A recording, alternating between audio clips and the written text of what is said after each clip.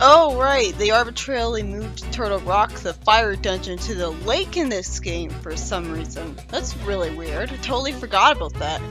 I guess I'll do that next then, since I totally forgot about Thieves Town for some reason. Whatever, I already committed to doing Turtle Rock. I mean, it makes sense there are volcanic islands, but the lake feels way too small to logically contain a volcanic island. Oh yeah, this dungeon has padding to it too. Remember, only Skull Woods so far has been free of pre-dungeon padding, unless Hilda talking to me counts. This time, the ridiculous out-of-place padding is in the form of arbitrarily having to save turtles so that I can ride on them as a bridge. What's wrong with just letting me go into a portal and going to the dungeon? I miss when Zelda games saw nothing wrong with just letting you go from dungeon to dungeon without pointlessly trying to make the journey from one to another epic by padding it out. And I was fine with the pre-dungeon padding in Minish Cap. I really am. It's just that in a game that's so much like A Link to the Past, having pre-dungeon padding feels extremely out of place and all the more irritating to me. Oh look, another fucking boulder had to blow up with a super bomb.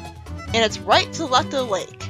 So now I have to go all the way back to the garden of the rapper dude, and then backtrack all the way here. On the way to the garden, I had to go through portals a lot just to not only get a Mai off a wall, but also diagonally hookshot to a chest with 100 rupees, or rather to a stake surrounding a chest, because this game doesn't let you hookshot up the chests, only stakes, because that would have been unrealistic in a game about an elf fighting an ogre monster with a magical sword. I needed to switch worlds so many times just to do all that, and it makes the fact that switching worlds takes forever with a boring, unskippable cutscene all the more grating. At least getting attacked by enemies doesn't make the super bomb start to blow up. It has to be attacked first. The super bomb got me a piece of heart and 400 rupees.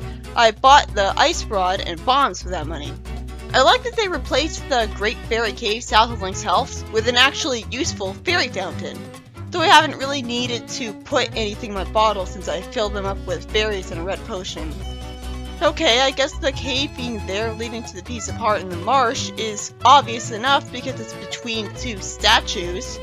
But one, there is going to be a cave that I'll find later on that actually isn't there at all, and it just looks like it would be there because it's in front of shallow water in a river, and yet it's not a cave.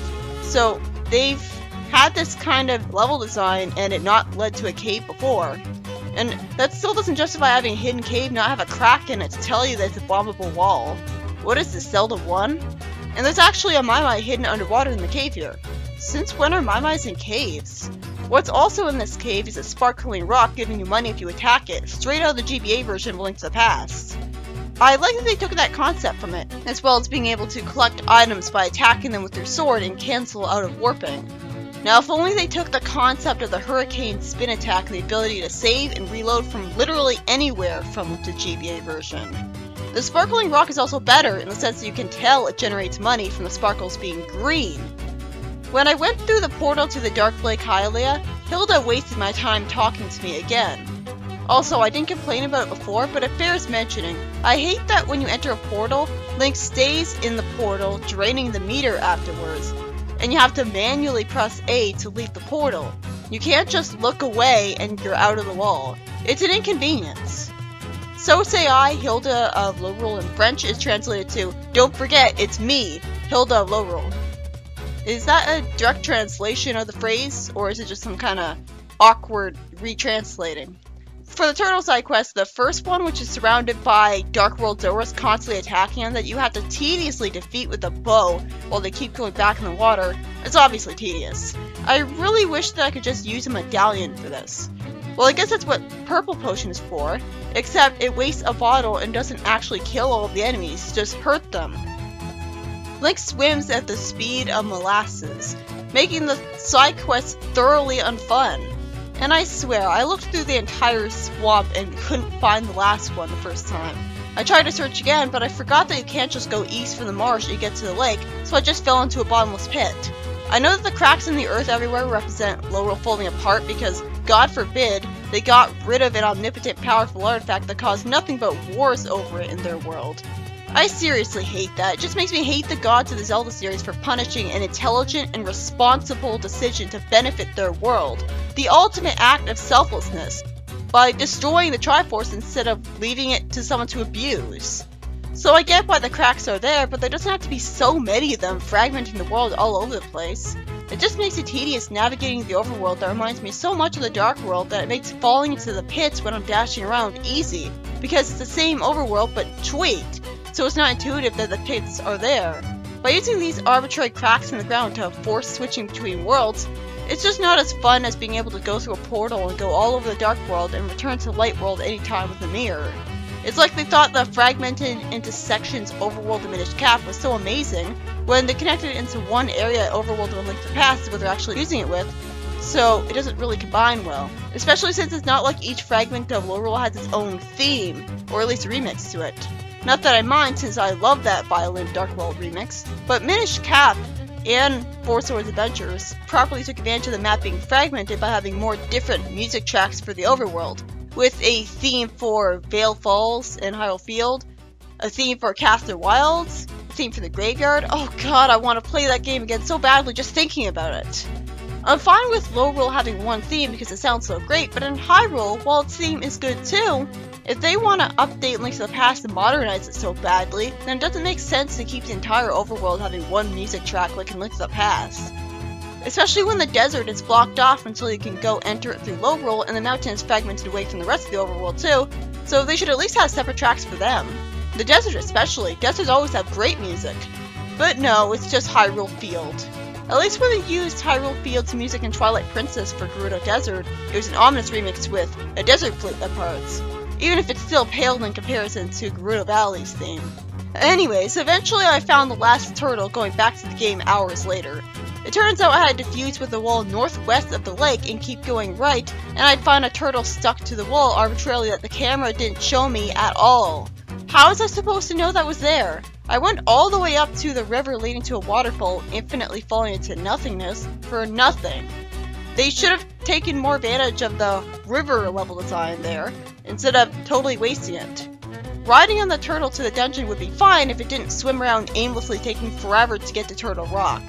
At least having turtles makes use of the Turtle Rock concept instead of just being a name. I mean, it was like in Link to the Past, it was a turtle-shaped rock that you went into, and here you use turtles to go into a place that looks nothing like a turtle. But it was still tedious. Turtle Rock has a cool theme that actually sounds like a lava dungeon quite a bit, with its instrumentation and the ha chorus that's repeated. The problem is, I get that it's slow to be ominous, but it makes it less catchy as a result. The gimmick around this dungeon is that somehow the ice rod can freeze lava, which includes freezing lava pillars so that you can fuse with them and move around to progress, and creating ice on top of lava that gives you way forwards, and freezing a bridge in place when it's facing the right way for you to progress up it. How the hell does the ice not immediately melt by the lava's heat? The only explanation is that what the ice rod's doing to generate ice is artificially forcing down the temperature of the areas where ice is being made, so it's forcing the lava to turn into ice, and therefore that would prevent the convection from working through a spell. Still, using ice in a hot place, it seems counterintuitive. If anything, I'd expect to be using the ice rod to melt ice in the ice dungeon to the exact same creative extent, but I don't know if they'll bother to do that to that extent. I can compliment how, much like how you first saw the ice statues in Skull Woods with them having eyes already in them, they do a good game design thing of introducing a puzzle in a safe context so you know how to deal with it and can figure it out easier, because just to enter the dungeon at all, you have to freeze a lava pillar. The dungeon has two huge major rooms full of lava, bridges that you can summon or freeze, and lava spurts you can freeze to progress, with 4 small rooms in the corners of the room. It also has an exit which leads to a heart piece, though it took a while for me to get to that exit. The first time I tried to look for it, I found the exit leading to a bunch of fairies outside. Why couldn't they combine the two to have both fairies and a heart piece? The big problem with this dungeon is its complete and utter lack of direction. At the end, I was wandering around aimlessly, revisiting places I'd already been to, not having fun at all. All because of precious non-linearity. You have to destroy the fire wizards and fire snakes that appear in the 2 main rooms in order to spawn bridges and chests that might have a key, but generally just have money instead. What's annoying is that they don't die in one hit to being frozen. You know, like you'd expect of fire enemies. I'd like to point out that I came here with the upgraded ice rod. And literally all that did was increase the size of the ice, without actually making it more powerful. Remember in A Link to the Past, when the ice rod either froze enemies forever, letting you kill them easy, or kill them in one hit? That's gone here, even if you upgraded the ice rod. The first time I went in from the main room, I took forever killing the red enemies because I got the idea too late that I could just throw bombs up to them. Before that, I was using the ice rod. You know, because this is the ice rod dungeon. And not only did the ice not kill them in one hit, like you'd expect of enemies used to living in a hot environment, instead having them magically get unfrozen arbitrarily and still be alive. Not only that, but sometimes the ice would hit the wall and break uselessly. And sometimes I swear the ice actually did hit the enemies and nothing happened. Because I guess all of the ice block has to hit him for it to count. You know what would be great? If I could move the ice that I'm summoning with the control pad before releasing it. Being able to hold the button so that I can keep the ice ready to fall is all well and good, but something's seriously missing here if I still can't move the ice and it's stuck just in front of me. What's the point of making the ice slightly bigger if it still has terrible range? The enemies can easily move out of the way of a prospective attack, or have the ice hit the walls and break. This never happened in the original game because the ice was sent forwards out of your rod, being a proper projectile attack, instead of being summoned above you to inconveniently break on the walls or get stopped by any floor above you. It does feel satisfying popping out of the walls to knock bridges down, and I like freezing bridges in place. If only I didn't have to do that so much, constantly moving around the same two rooms over and over again. At least in the original Turtle Rock, you went through all sorts of rooms instead of recycling the same level design over and over again with only two major room structures because fuck it, it's a Friday. There's a tiny rooms in the corners where you fight enemies, and the two major lava rooms. The other one where you can't fuse with the wall to go all the way to the other side of the room because lava waterfalls are in your way. I hated fighting the Star Astron-like enemies from Thieves Town with the ice rod that suddenly forced me to use the ice rod to attack them. Because, again, the ice can break on the walls, and it's a tiny room surrounding me with walls. There's also a slightly cheaply placed spitting fire chain on the bridge in the middle of the other main room, when you're focused on waiting for lava to spurt so you can freeze it and fuse with it to progress. I kind of like the puzzle where you can hit a switch by dropping a bomb onto it from above to lower the floor in front of a door, so that you can then go north to the lower elevation area to get a second chest with just money in it. Eventually, defeating enemies and hitting switches got me a shield that I'll never use because even though Link clearly has it in front of him the whole time, it still refuses to block projectiles unless you hold a button first. Basically, the big problem with the dungeon is that it has you wandering aimlessly around just a few rooms with repetitive level design, trying to look for keys, doing everything you possibly can think of to get them. It feels like lazy level design compared to simply creating lots of different rooms and floors.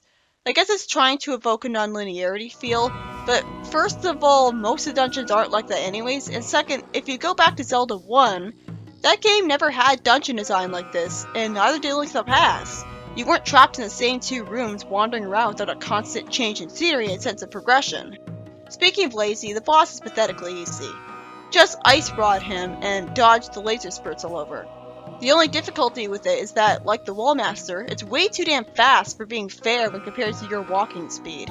In the first phase, you wait for it to walk under the convenient holes in the arena that you can't fall into, and use the ice rod on it. And in the second phase, the boss goes to attack Link directly, and while you can attack its head, surprisingly with a sword as well as the rod, unlike in Link to the Past, the boss will constantly retract its head into its shell and waste time patting it out by spinning around the shell and sending out explosive steam and stuff.